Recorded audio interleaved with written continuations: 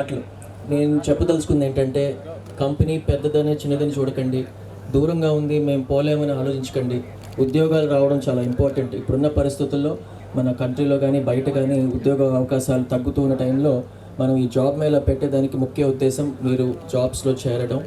అది మనకి సూట్ అవుతుందా లేదా అని ఆలోచించవద్దు. చిన్న ఉద్యోగం తక్కువ శాలరీ అనుకోవద్దు. మీరు ముందు జాయిన్ అయితే ఒక సంవత్సరం రోజులు మీకు దాంట్లో ఎక్స్పీరియన్స్ వస్తే దాని తర్వాత బెటర్ ఆపర్చునిటీస్ వస్తాయి, ఇంకొంచెం పెద్ద కంపెనీకి మారేదానికి అవకాశం ఉంటుంది. కాబట్టి దయచేసి యంగ్స్టర్స్ వచ్చిన అవకాశాన్ని వదులుకోవద్దు. మీరు ఇంటర్వ్యూస్ అటెండ్ కాండి, మీరు జాబ్స్లో జాయిన్ అవ్వండి. వచ్చిన జాబ్ ఆఫర్స్ని నాకు తెలిసిన విషయం ఏంటంటే జాబ్ మేళాస్లో అటెండ్ అవుతున్నారు, ఆఫర్స్ తీసుకుంటున్నారు, కానీ జాయిన్ అవ్వట్లేదు అంటున్నారు. అది జరగకుండా జాబ్ ఆఫర్స్ వచ్చిన వాళ్ళు అటెండ్ అవ్వండి. ఒక 1 year జాబ్ చేసి చూడండి.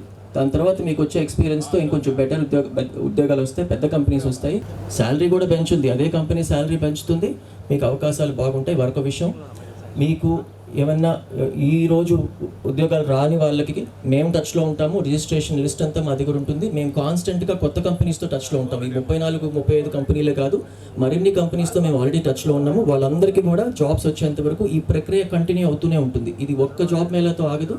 కంటిన్యూస్గా ప్రతి 2 monthsకి 3 monthsకి కొత్త కంపెనీస్తో టచ్లో ఉండి మీ అందరికీ ఉద్యోగాలు వచ్చే రెస్పాన్సిబిలిటీ సోమిరెడ్డి గారు తీసుకుంటారు.